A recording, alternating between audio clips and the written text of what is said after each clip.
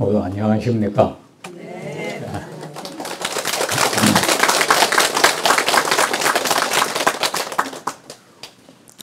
요번에는 책이 14페이지까지 있죠. 좀 얇죠?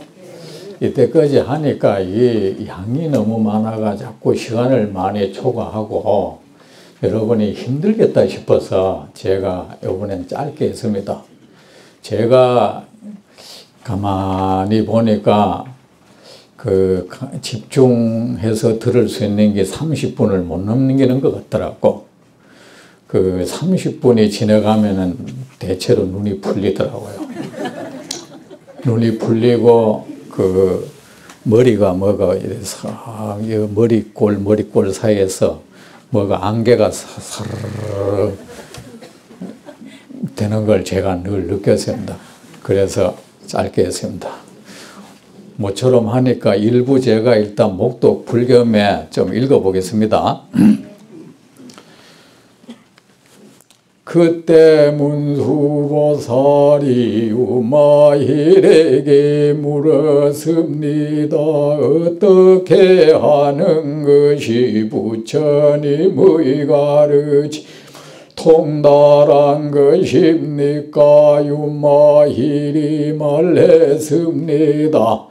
보살이 가르침을 어기는 행위를 하면 그것이 부처님의 가르침 통달한 것입니다. 무엇이 가르침을 어기는 행위입니까?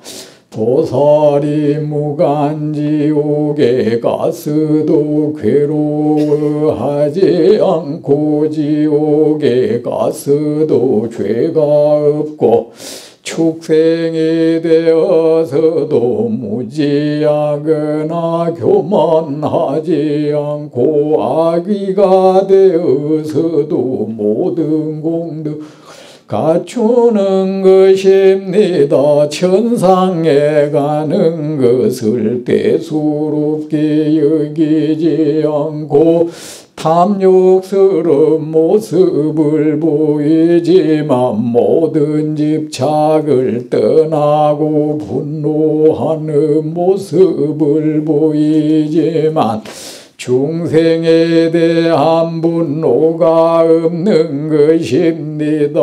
인색한 모습을 보이지만 가진 것을 베풀며 신명을 아끼지 않고 파괴하는 모습을 보이지만 기후를 깨끗이 지키어 사소한 허물도 크게 뉘어지는 것입니다. 성내는 모습을 보이지만 언제나 자비롭게 인내하고 게으른 모습을 보이지만 부지런히 공덕을 닦는 것입니다. 마음이 혼란한 모습을 보이지만 언제나 평온하고 어리석은 모습을 보이지만 모든 지혜를 갖춘 것입니다. 점하고 속이는 모습을 보이지만 좋은 방편으로 모든 가르침을 따르고 교만한 모습을 보이지만 중생에게 다리가 되어준 것입니다. 번뇌를 따라 사는 모습을 보이지만 마음이 언제나 깨끗하고 마군의 모습을 보이지만 부처님의 지혜를 따르고 외도를 따르지 않는 것입니다. 이기적인 수행자의 모습을 보이지만 중생을 위하여 부처님의 가르침을 말하고 큰 자비심으로 중생을 교화하는 것입니다. 같이 잘 읽었습니까? 그때 문수 부처님의 가르침, 부처님의 가르침을 여러분 두 자로 뭐라 합니까? 불교, 그죠? 또 다른 말로 뭐라 합니까? 큰 소리로 하세요. 불법, 그죠? 불법이라 하고 해도 또 다른 말로 뭡니까? 불도라고 하기도 해. 그죠? 불도, 불법, 불교 전부 같은 말입니다. 여가 유마경 법문에는 이 불도품 이렇게 되어 있어요. 불도, 불도를 말하다 이거야. 부처님의 불교를 말한다. 불법을 말한다 이 뜻입니다. 부처님의 가르침. 그때 문수보살이 유마일에게 물었습니다. 이제 여러분 앞에서 배운 거 이제 또 다 놓으세요. 오늘 여기서 시작하면 됩니다. 아셨죠? 이거 꼭 연결할 필요가 꼭 없습니다. 맥을 꼭 이 맥락을 꼭 알아야 된다 이 생각할 필요 없습니다. 경전은 여러분 이때까지 이어온 거 계속 연속국 줄거리 이해하듯이 그래 안 해도 됩니다. 어느 한 말씀에서 딱 캐치해가지고 내 마음이 밝아지고 업이 소멸하면 그뿐인 겁니다. 그때 문수보살이 유마일에게 물었습니다. 이제 문수보살과 유마일이 계속 주거니 받거니 한다 그죠? 무엇에 대해서? 불교에 대해서, 그죠? 불법에 대해서. 그래, 부처님의 가르침, 불교를 말한다 이랬답니다. 그때 문수보살이 유마일에게 물었습니다. 어떻게 하는 것이 부처님의 가르침을 통달하는 것입니까? 여러분, 통달이라는 것은 뭡니까? 그 밑바닥까지 훤히 들여다보는 걸 통달이라 하죠. 그죠? 막힘이 없는 거. 모르는 거는 손톱만큼도 없는 걸 통달했다 하잖아요. 그죠? 수영을 통달했다. 어떤 상황에서도 수영을 할 줄 아는 걸 수영 통달했다 그러죠. 그럼 불교 통달했다. 무엇이 불교를 통달한 모습입니까? 이 말이야. 불교를 통달하면 어떻게 되겠습니까? 깨달음을 얻겠죠. 이게 다른 말로 아마 진정한 깨달음을 얻은 자의 삶은 어떻습니까? 이런 말입니다. 우리나라는 이 불교가 이 선종이라 해가지고, 근데 말이 선종이지 사실은 이 중국종이에요. 이것이 중국에서 빨리 좀 벗어나야 돼요. 중국에 우리가 어쨌든 아류를 자처하고 살아서, 옛날부터 우리가 중국이라 하면 대단하게 여겨지고, 중국 앞에서는 우리는 늘 우리나라 사람은 차렷해버려. 어떠한 비판도 가할 수가 없어. 무조건 옳은 거야. 중국 것은 다 옳은 것은 옳고 모두가 대단하고 우리가 범접할 수 없는 거다. 우리는 중국에 비하면 늘 이 조족지열이고, 저 백학과 이 참새고, 우리가 중국 사람들이 중국 선사들이 한 말에 우리가 이러쿵저러쿵 입댄다는 것은 분수 모르는 짓이고, 까부는 짓이다. 우리가 이랬댔어. 이래 됐는데 근래 어느 중국의 그 학자가 그런 말을 했다는 겁니다. 한국은 아무리 그래도 문화가 중국 문화의 그 아류다. 대표적으로 한국 불교를 보면 알 수 있지 않느냐 이랬다는 거예요. 우리가 선종이라 하지만 사실은 중국종이에요. 보세요, 여러분. 선법문이라 하는 것이 전부 중국 선사들의 말을 가지고 이러쿵저러쿵 인용하고 그걸 우리가 선법문이라 하는 거야. 응? 부처님은 배제하고 우리가 불입문자라 하면서 그것도 반성도 해야 돼. 경전 보는 걸 불입문자라 하고 지금 사실입니다. 그 공부하는 선생님들요. 경전 공부하고 이러면 전부 문자놀이만 한다 이렇게 해요. 그러면서 뭐 선문염송이니 임재론이니 조주록이니 말이야. 이런 걸 보는 거에 대해서는 그런 말 안 해. 어? 우리가 이게 큰 병이 들어있어. 그래가지고 법거량이라고 하는 것도 우리가 하는 게 중국식이에요. 중국 사람들이 원래 중국 글자도 보면은 뭐 다른 뜻을 숨겨놨잖아. 그죠? 그 은유적인 중국 한자의 특징이 은유적. 그 글자가 그렇다 보니까 이 표현하는 게 중국 사람들이 원래 은유적으로 표현을 잘 합니다. 근데 우리한테는 그것이 심오하고 멋있게 다가왔던 거야. 여러분, 공부를 하는 것은 좀 더 진지해져 가고 진실해져 가는 거야. 그렇게 자기 과시하는 거 아닙니다. 자기 경계 과시하는 거. 그래서 우리가 어떻게 됩니까? 경전, 부처님의 친히 하신 부처님의 말씀은 뒤로 밀쳐놓고 육조단경이니 뭐 임재록이니 이런 것은 경전 위로 보는 거야.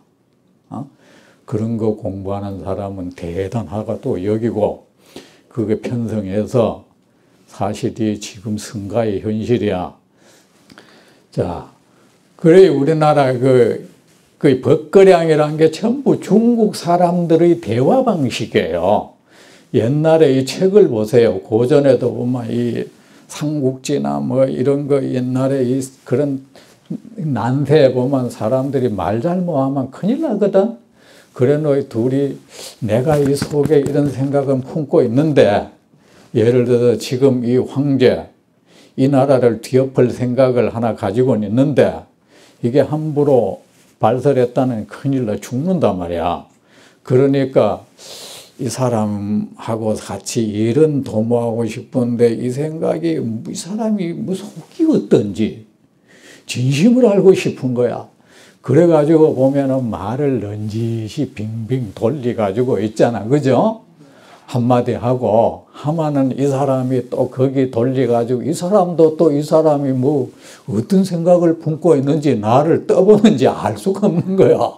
그리고 이 사람도 거기에 또 맞춰가지고 본래 하고 싶은 말은 놔두고 그죠? 빙빙 돌리는 말을 하다가 뭐가 서로 그러면서 서서히 맞아가는 거야. 맞아가다가 둘이가 나중에 나야 이제 그 본심을 말한단 말이야. 우리가 서로 이 천하를 도모해 보자. 이런 장면 많이 봤죠? 이거를 우리나라의 선사들이 그거 흉내내고 있는 거야. 그래가지고 알듯 몰듯한 하는 말을 하면 그걸 선담이라고 생각하는 거야. 그 유치한 거예요, 여러분. 그걸 선담이라 하고 법거량이라 하는 거야. 그리고 여러분, 법거량 서로가 뭐 질문하면 이거 꼭 넘겨치는 대답 덜컹덜컹하고, 이 참선깨나 한다는 사람들은 그런 대화법을 익히는 사람이 또 있어. 익혀가지고 그렇게 왔다 갔다 하면은 그걸 자기들끼리 고준한 어떤 선담을 나눈다고 생각하는 거야. 여러분 지금부터 그러지 마세요. 거량이라는 거 필요 없습니다. 왜 필요 없느냐? 이제 말합니다. 여기에 불교를 통달했다는 것은 깨달았다는 거야. 불법의 궁극에 도달했다는 거야. 그만 그 사람의 삶의 호흡을 보면 나오게 돼 있어. 따로 말을 통해서 알 필요가 뭐 있습니까? 여보세요. 앞뒤가 안 맞잖아요. 뭐 이 도리는 문자 속에 있지 않다 하면서 왜 말 가지고 왔다 갔다 주고받고 나누어? 앞뒤가 안 맞다는 생각 안 듭니까? 그 사람의 삶을 보면 아는 거야. 하다못해 우리는 삶을 속에서 온갖 옳고 그름의 모든 경계, 이해, 득실의 경계를 만난다. 그 경계 속에서 그 사람이 어떻게 행동하며 어떻게 마음을 쓰며 어떤 말을 하는가, 그 사람의 그 삶의 호흡을 보면 아는 거야. 의사는 말이야, 그 사람 숨 쉬는 소리 들으면 건강한지 안 건강한지 알듯이 말이에요. 그렇듯이 그 사람이 정말로 사람의 정도를 감언하는 눈이 있다면 대화가 왜 필요합니까? 그 사람 눈동자만 봐도 알아야지. 그 뭐 말을 왔다 갔다 하다가 너는 깨달았구나. 여러분, 부처님 그런 방식 한 적 없어. 그 사람 사는 모습 보면 알아요. 번뇌에서 모든 번뇌를 끊어버린 경계에 간 사람의 삶은 달라. 진실에 도달한 사람, 진리에 이른 사람의 삶의 호흡은 달라. 보면 아는 겁니다. 그냥 뭘 가늠을 해요. 뭘 질문을 해가 그 사람이 어떤 대답을 하느냐를 기다리지 않아요. 여러분, 그런 거 흉내 내지 마세요. 아셨죠? 자, 문수보살이 유마일에게 물었습니다. 어떻게 하는 것이, 무엇이 부처님의 가르침을 통달한 사람의 모습입니까? 깨달음을 얻은 사람의 삶은 어떠합니까? 안욕따라 삼약삼보리 그 중에서도 아라한과보다 더 훌륭한 완전한 깨달음, 부처님의 그 깨달음을 얻은 자, 불교 통달했다는 거 뭡니까? 부처님이 도달한 그곳에 가야 통달한 거죠. 맞죠? 네. 여러분, 마음속에 삼법인이 뭡니까? 변하지 않는 진리. 모든 것은 허망한 것이다. 그걸 정말로 알아버리면 그 사람 삶에 나타날 거 아닙니까?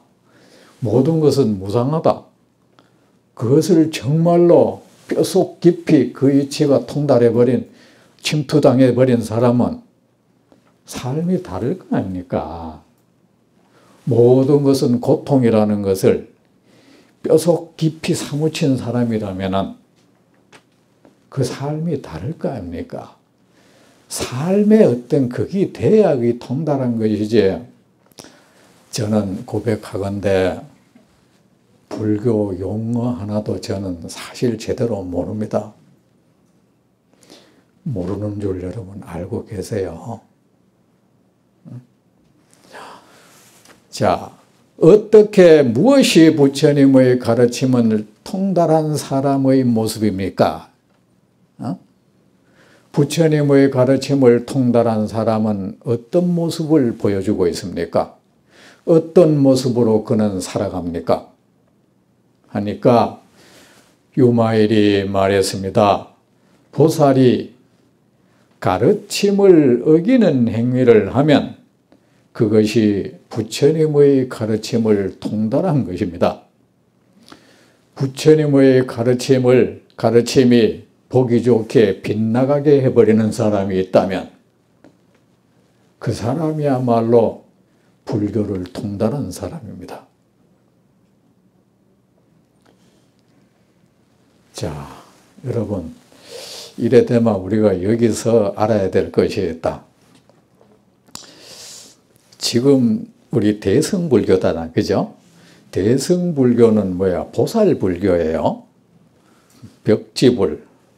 들어봤죠? 딴 말로 뭐라 합니까? 독각, 또 딴 말로 연각이라고도 하죠. 요 같은 말이야, 그죠? 연각, 독각, 벽지불 같은 말이에요. 또 하나가 있습니다. 그 다음 번째 뭐가 있습니까?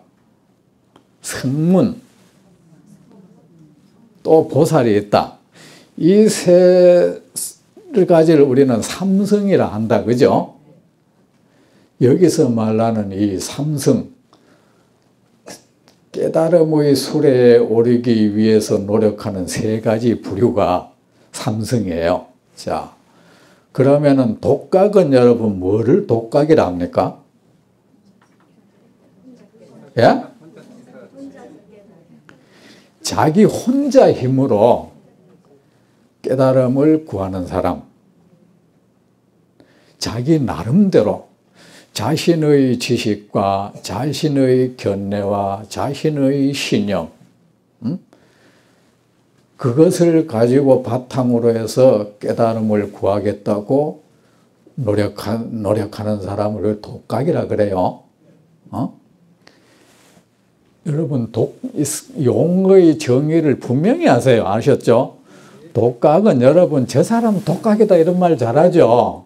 그런 말 할 때 여러분 무슨 뜻을 씁니까? 불교를, 부처님을 가르침에 의지하지 않고 자기 나름대로의 그 신념대로, 나름대로의 견해대로 가지고 공부하는 사람을 독각이라 하는데, 우리는 여기서 오해하는 사람들이 있다. 독각이라면 어디 지 혼자 어디 동떨어져 가서 공부하는 사람을 독각인 줄 알아. 그리고 흔히 많은 사람이 그걸 오해하는 사람 말아. 이 대중이 많이 모여 있으면 그 독각이 아니라고 생각하는 사람이 있어요. 독각의 종류에 두 가지 있어요. 이 기린뿔 같은 독각, 뿔이 뾰족하게 나가 있잖아, 그죠?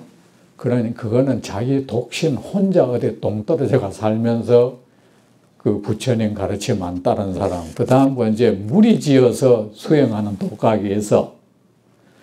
무리를, 패거리를 지어가지고 수십, 수백 명이 했다 해도 그들이 모두가 부처님 가르침을 안 따르고 있다면 그건 뭐야? 독각의 무리야. 아셨죠? 많은 사람이 대중생활 한다고 독각을 면하는 것이 아니고, 그렇다면 여러분, 고양이가 무리지어 있으면 그게 호랑이 되는 거 아니잖아요. 그건 어디까지나 고양이 떼죠. 그렇죠? 호랑이는 말이야, 혼자 있어도 호랑이야. 여러 마리 모여 있으면 호랑이 무리가 돼요. 사자는 혼자 있어도 사자고, 여러 마리가 모여 있으면 사자 떼가 돼. 그죠? 고양이는 혼자 있어도 고양이고, 여러 마리가 무리지어 있어도 고양이는 고양인 것이지, 여러 가지 무리 있다고 그게 호랑이 되는 건 아니잖아요. 소인은 말이야, 혼자 있어도 소인이죠. 여러 마리가 아니라 여러 명이 모여 있으면 소인배라 그래. 소인의 무리, 그죠? 대인은 혼자 있어도 대인이고, 여러 명 모여 있어도 대인은 대인이야. 아셨죠? 그래, 여러분, 독각의 기준은 오직 뭐죠? 부처님 가르침을 따르냐 안 따르느냐, 여기 따라서 판별하는 겁니다. 아셨죠? 많은 사람과 같이 있느냐 혼자 있느냐 이게 아닙니다. 자, 그러면 두 번째는 성문이다. 성문은 뭡니까? 이게 지금 여기에 들어가는 말이에요. 성문은 뭡니까? 부처님의 말씀을 의지하는 사람이야. 자, 그렇다면 우리가 대승불교, 소승불, 보살불교, 그래서 유마경 묘기에서는 성문을 소승이다. 이러면서 그들을 폄하해 버립니다. 소승은 뭡니까? 좀 하잘것없는 마음으로 마음 수레를 가진 사람이다. 그러면 우리가 이것을 이의를 달 수 있다. 아니, 부처님 가르침을 안 따르면 그는 독각이고, 그러면 따르는데 그게 뭐가 잘못됐나요? 이도 여러분 뭐 그런 의심 가진 적 없습니까? 예? 아예 가졌다만 말하세요. 여러분, 학문이라는 것은요, 배우고 묻는 거야. 조그마한 의심이라도 물으세요. 묻는 사람이 최고야. 세상에 모르면서 물을 줄 모르는 사람보다 이 답답한 사람은 없습니다. 보살이 가르침을 어긴 자, 그 다음에 그런데 부처님 말씀 따르는 게 뭐가 잘못됐나? 여러분은 경험했습니까? 옛날에 어린 아들, 엿장수가 말이야. 빈병이나 뭐 떨어진 고무신 하니까 아들이 말이야. 자기 아버지 먹는 그 소주병을 비아프고 갖다 줘. 고무신을 이래 떨가가지고 갖다 줘요. 그게 바로 성문입니다. 부처님 말씀만 따르는 거야. 말씀 한 것만 따르는 거야. 보살은 어떤 사람이냐 말합니다. 자, 어떻게 하는 것이 부처님의 가르침을 통달하는 사람입니까? 어떤 사람이 보살이 가르침을 어기는 행위를 하면 그것이 부처님의 가르침을 통달하는 사람입니다. 자, 말씀대로 살아라 했는데 보살은 말입니다. 부처님의 마음을 들여다보는 사람이에요. 자, 옛날에 유교에서는 그러죠. 우리의 모든 이 몸은 부모님으로부터 받은 것이라 이것을 훼손하면은 불효가 된다. 이러니까 옛날 사람 머리도 안 깎고 했잖아. 그게 말하자면 성문들이야. 아셨죠?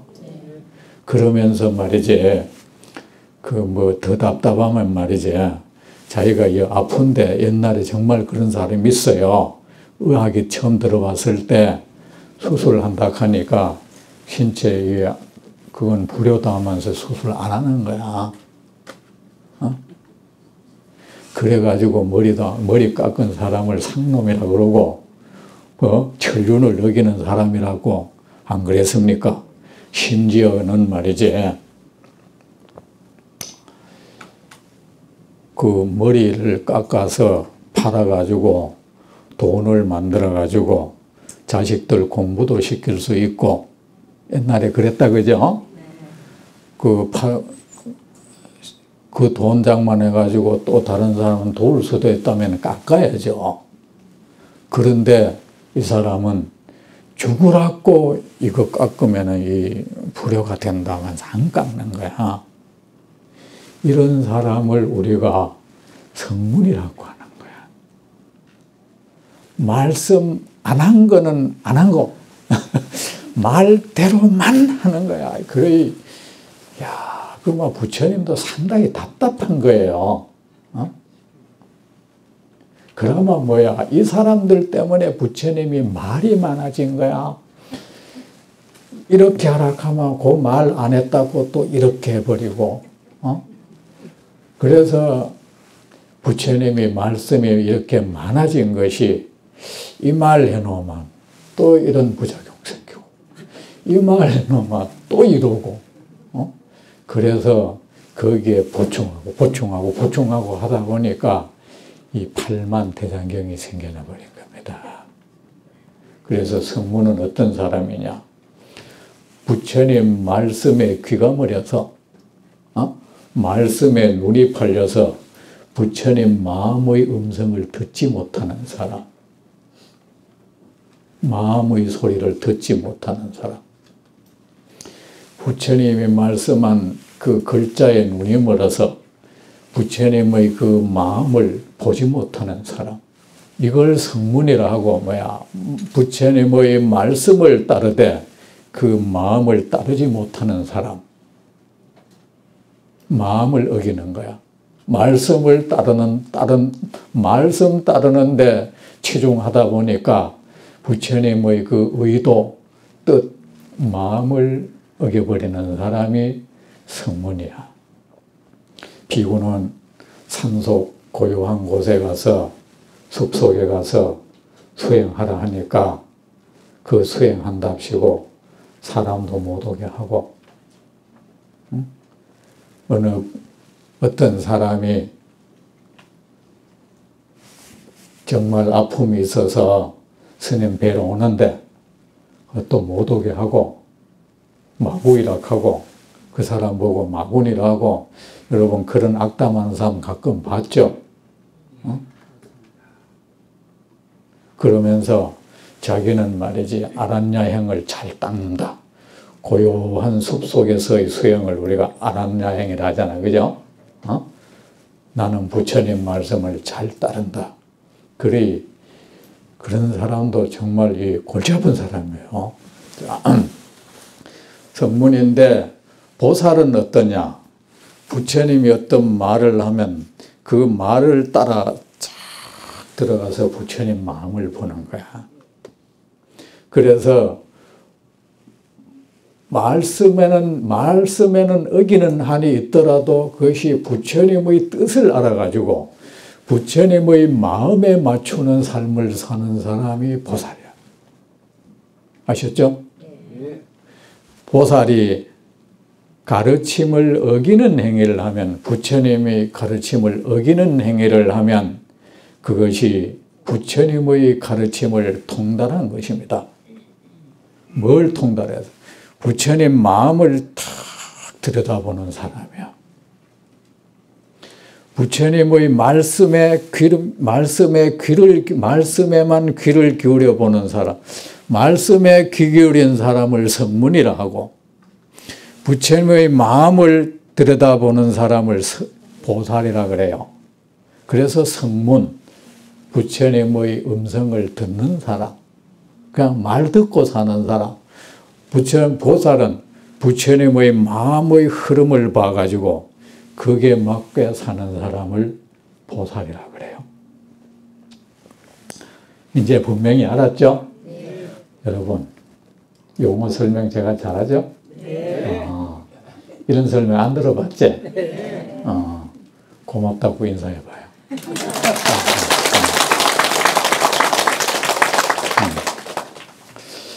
무엇이 가르침을 어기는 행위입니까? 여러분, 사실은 여러분 이 경을 자꾸 읽으면 부처님 이걸 가르쳐줘. 이걸 제가 이렇게 한 것도 여러분 덕이에요. 이 부분을 내가 전체 읽은 횟수가 한 300번쯤 돼요. 이 경 자체를 읽다 보니까 그렇게 왔어요. 그렇게 왔다고, 그렇게 온 거를 여러분한테 처음으로 지금 게시하는 거예요.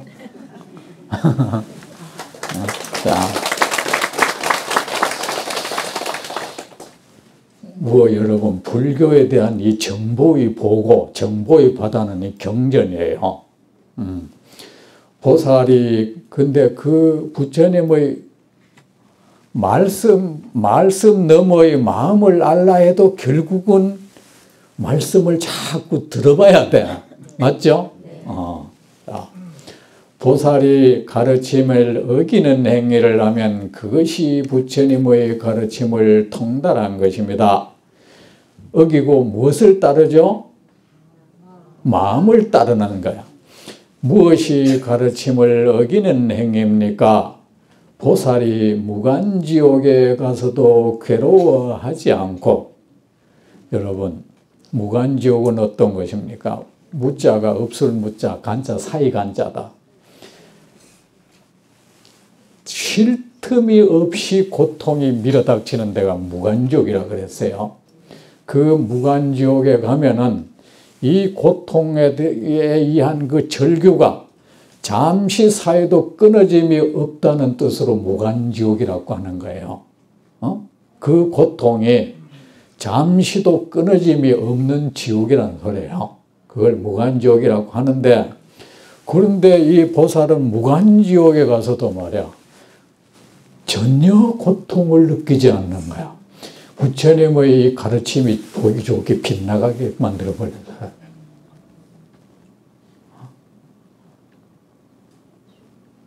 이게 바로 깨달은 사람이에요.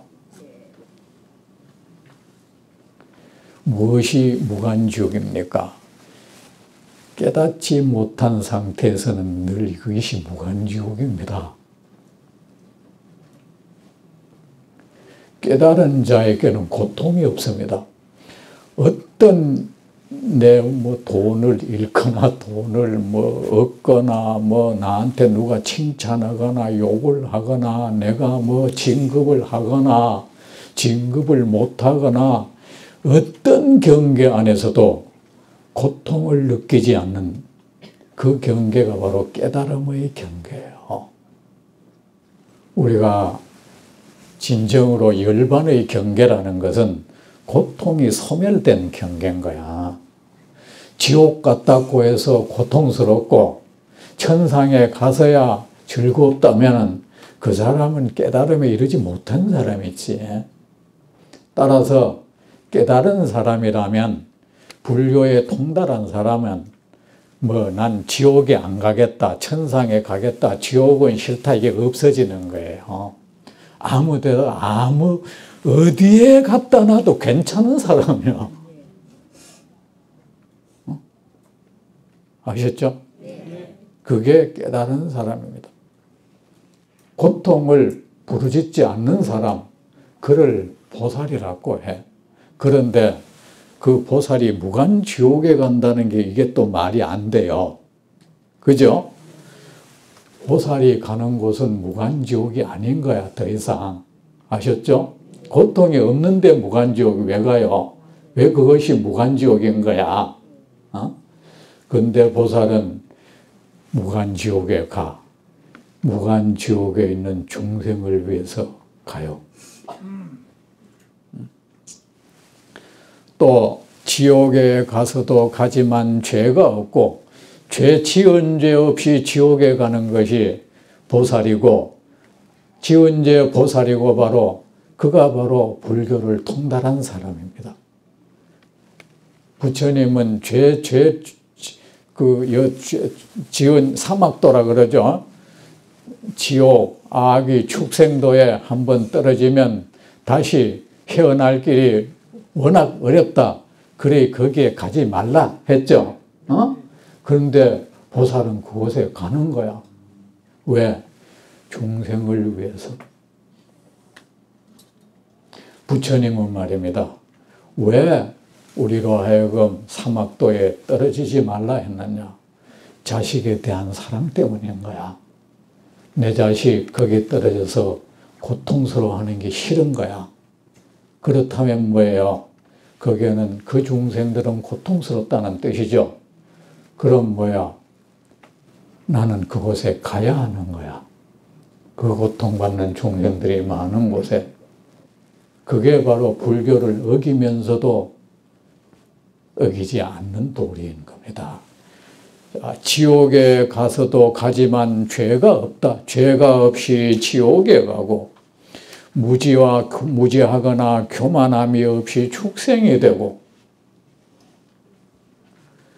공덕을 갖춘 채로 지옥에 가는 것, 그것이 불교를 통달한 보살의 모습입니다. 자, 이제 다음 시간에 계속하도록 합시다.